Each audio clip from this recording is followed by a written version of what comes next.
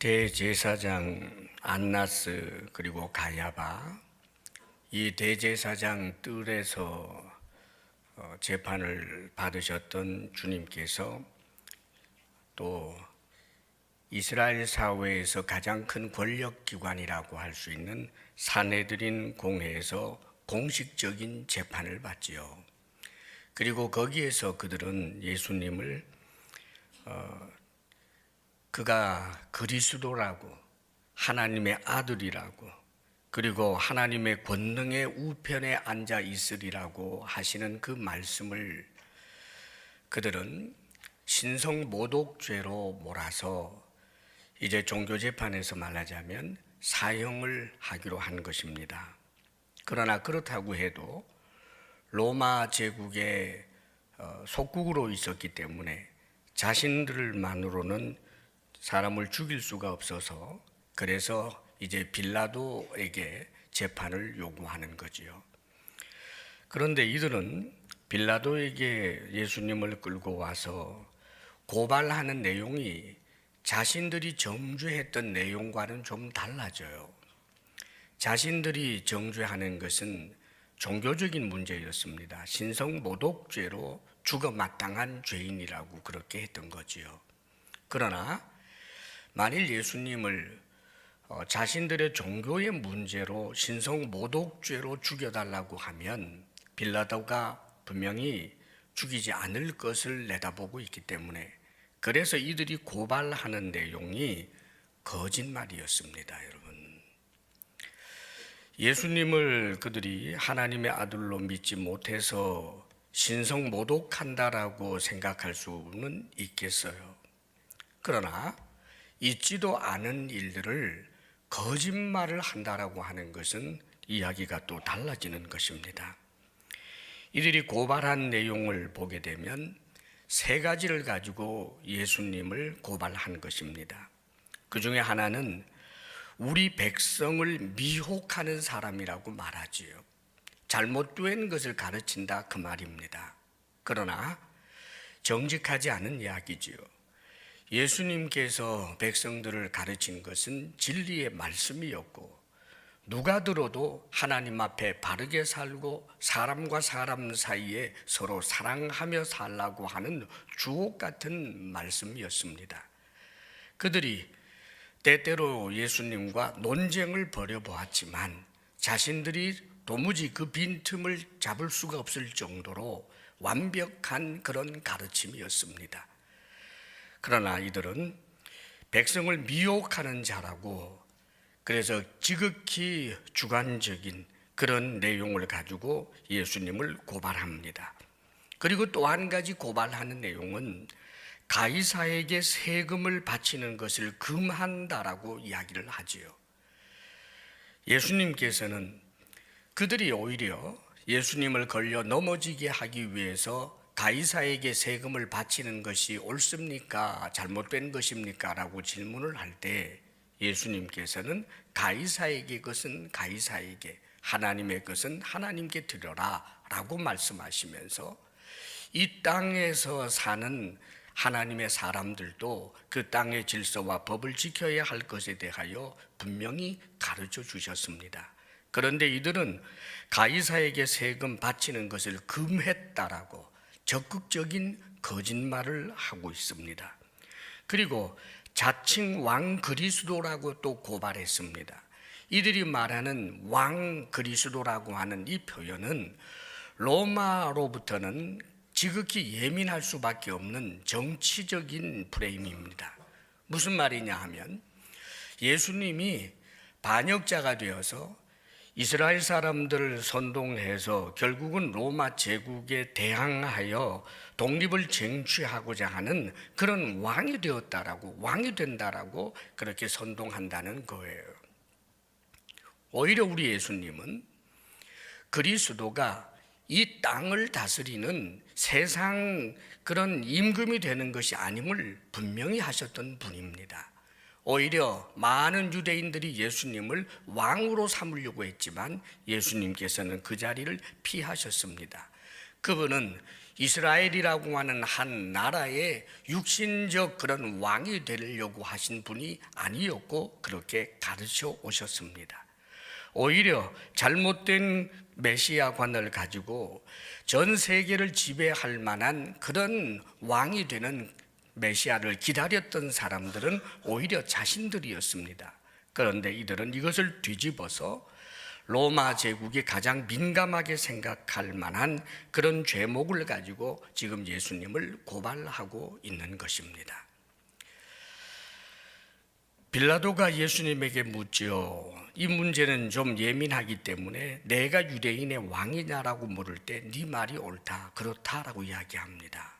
그런데 빌라도는 이것을 죄로 정하지 않아요. 이미 알고 있기 때문입니다.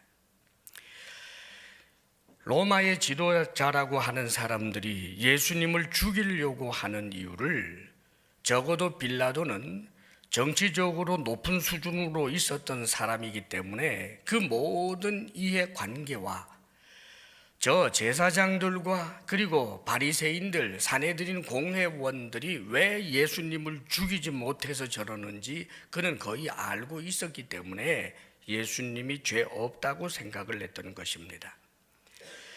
빌라도라고 하는 권력자의 눈에도 죄 없어 보이는 예수님을 제사장이라든지 혹은 바리새인들의 눈에도 사실 털어서 먼지가 안 날 정도로 완벽하고 의로운 분이라는 것을 그들이 모를 리가 있겠습니까? 그런데 왜 거짓말까지 하면서 예수님을 죽이려고 했을까요? 거짓말을 한다라고 하는 것은 이미 그 자체로서 거짓의 압이 되는 마귀의 도구가 되는 짓인데 말입니다. 이들 바리새인들 서기관들은 적어도 성경 말씀을 가르쳐 오던 사람들입니다. 아마 많은 백성들에게 정직해야 한다라고, 거짓 맹세하면 안 된다고 아마 그렇게 가르쳐 왔던 사람들일 것입니다. 또 나름대로 자신들이 정직하게 산다고 자부했던 사람들도 꽤 있었을 것입니다. 제사장들은 누굽니까? 하나님을 예배하며 번제를 드리는 정말 위대하고 귀한 일들을 맡아서 해온 하나님께 큰 은혜를 입은 사람들 아닙니까? 하나님을 가장 가까이 하는 이 사람들이 또 성경 말씀을 누구보다도 잘 알고 있는 이들이 성경 말씀에 비추어서 예수님은 그리스도일지도 모른다라고 하는 마음의 두려움을 충분히 가질 수 있음에도 불구하고 더더군다나 그 예수님은 엄청난 기적을 행하는 것, 사람으로서는 도저히 할 수 없는 그런 이적들을 행하였다는 것을 너무나도 잘 알고 있으면서도 왜 거짓말까지 하면서 예수님을 죽이려고 했겠습니까? 사랑하는 여러분, 단순합니다. 세상에 대한 탐욕이요, 세상에서 존경을 받고 갈채를 받고 세상을 지배하는 바로 그 기득권을 유지하려고 했기 때문입니다. 만일 예수님이 제사장들과 바리새인들을 칭찬하면서 손을 내밀어 그들로 하여금 이들은 참으로 훌륭한 사람들이라고 그들의 얼굴을 세워줬더라면 아마 예수님과 친구가 되었겠지요. 그런데 예수님의 말씀은 그들의 가슴을 후벼 파는 말씀이었습니다. 겉과 속이 다른 위선자가 되지 말아라.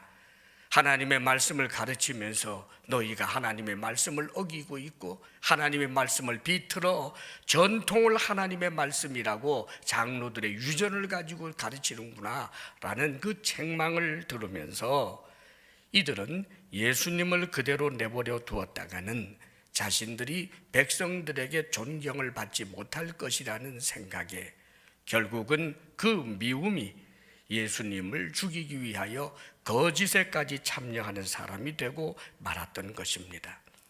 사랑하는 여러분, 우리도 기억해야 합니다. 우리가 신앙생활을 하면서 우리의 이해관계가 엇갈리게 되는 그 상황 속에 우리 속에 있는 죄성이 일어납니다.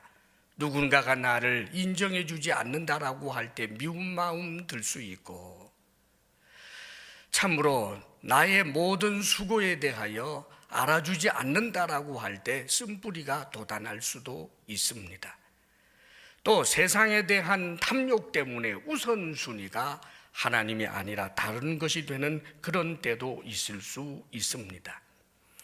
이런 죄성의 문제는 주님 앞에 나아가며 우리의 가슴을 칠 것이지, 그러나 적극적으로 거짓말까지 하며 마귀의 도구가 되어버리려고 하는 것은 이야기가 달라집니다. 우리 주님께서 말씀하셨습니다. 비판하지 말라라고 말합니다. 왜 비판하지 말라고 할까요? 그 비판의 시작은 미움이기 때문입니다. 사랑하는 사람을 비판하지 않습니다. 사랑하는 사람을 향하여 그의 잘못을 이야기하는 것은 권고하는 것입니다. 사랑의 마음을 가지고 권하는 것입니다. 그러나 비판은 그 자체가 미움으로부터 오는 것이기 때문에 비판에는 과장이 있을 수밖에 없고 비판에는 거짓이 섞일 수밖에 없는 것입니다. 그러므로 사랑하는 여러분, 신앙생활을 하면서 성도와 성도 사이에, 너와 나 사이에 이해가 엇갈린다라고 해서 그를 향하여 미움이 일어나고 과장되게 비판하는 자기 자신을 보거든 주님 앞에 내가 마귀의 도구가 되어버린 것 같습니다 하며 제자리를 찾지 못하면 결국은 여기 제사장들, 바리새인들처럼 하나님을 제사하던 그들이 하나님을 가장 대적하는 대적자가 되고, 그리스도를 가르치고 메시아를 가르쳐 왔던 이들이 메시아의 은혜를 입는 것이 아니라 영원한 대적자로 지옥 형벌 받을 수밖에 없는 것이 되어버리는 것입니다. 우리들도 우리 주님께서 말씀하신 대로 어떤 경우에도 거짓에 속하여 참으로 하나님 앞에 대적자가 되어버리는 그런 자가 되지 아니하도록 우리 스스로를 늘 단속할 수 있기를 바랍니다. 자, 그런데 빌라도가 예수님이 죄가 없다고 생각을 하고, 그러나 정치적인 생각으로 예수님을 참으로 살려두게 되면 제사장들이나 이런 사람들이 자신에게 반박할 것 때문에 정치적인 이유로 책임을 회피하기 위해서 헤롯에게 보내버리고 맙니다. 헤롯은 분봉왕이에요. 그러면 그 헤롯에게 보내면서 자신은 이 문제에 대해서, 골치 아픈 문제에 대해서부터 빠져나오려고 생각을 하죠. 그래서 예수님께서 이제 헤롯에게 가서 헤롯 왕에 의하여 재판을 받게 됩니다. 헤롯이 아마 이것을 허락하고 굉장히 좋아했던 것 같아요. 그랬던 이유가 뭘까요? 8절입니다. 8절 함께 읽어봅니다. 다 같이 시작. 헤롯이 예수를 보고 매우 기뻐하니 이는 그의 소문을 들었으므로 보고자 한 지 오래였고 또한 무엇이나 이적 행하심을 볼까 바랐던 연고로라. 이 헤롯은 헤롯 안디바, 헤롯 대왕의 아들들 가운데 하나입니다. 자, 그런데 이 헤롯 안디바가 자기 동생의 부인이었던 헤로디아를 자기의 아내로 취한 아주 좋지 못한 일을 했습니다. 그래서 세례 요한이 이를 비판했더니 그만 세례 요한을 목베어 죽이는 그런 짓을 했지요. 죽여놓고는 선지자를 죽였다라고 하는 불안감을 가지고 있었던 사람이 바로 이 헤롯 안디바, 헤롯입니다. 본문에 나오는. 그런데 예수님이 등장해서 엄청난 일을 이루신다라는 이야기를 들으면서 이 헤롯은 스스로 생각하기를 세례 요한이 부활한 것 아닌가, 다시 살아난 것 아닌가, 이런 생각까지 하면서 예수님에 대한 소문에 늘 귀를 기울여 왔습니다. 물론 그는 세례 요한이 부활한 것은 아니라는 것은 알게 되었겠지만 예수님에 대한 관심이 계속 증폭되었습니다. 예수님에 대한 소문들도 수집했습니다. 예수님을 보았다는 사람도 만나보고 예수님에게서 들었다는 사람들이 이야기해주는 그 이야기도 듣습니다. 그래서 예수님 좀 봤으면 좋겠다라는 생각을 하던 차에 빌라도가 예수님을 자신에게 재판하라고 하니 잘됐다고 해서 예수님을 자기 앞으로 오게 한 것입니다. 그런데 이 헤롯이 예수님에게 정말 무엇인가를 듣고 싶고 예수님이 어떤 분인지를 진지하게 알고 싶었던 것이 아니라 무엇이나 이적 행하는 것 좀 볼 수 있을까 구경거리로 생각한 겁니다. 약간의 호기심 말입니다. 높은 권좌에 앉아서 저 벌레 같은 백성들이 꿈틀꿈틀거리면서 그 중에서 좀 유명하다라고 하는 예수님이 등장하니까 그를 앞에다 놓고 그가 하는 일, 그 이적이라는 것을 행하는 것을 좀 구경하려고 하는 구경거리로 말입니다.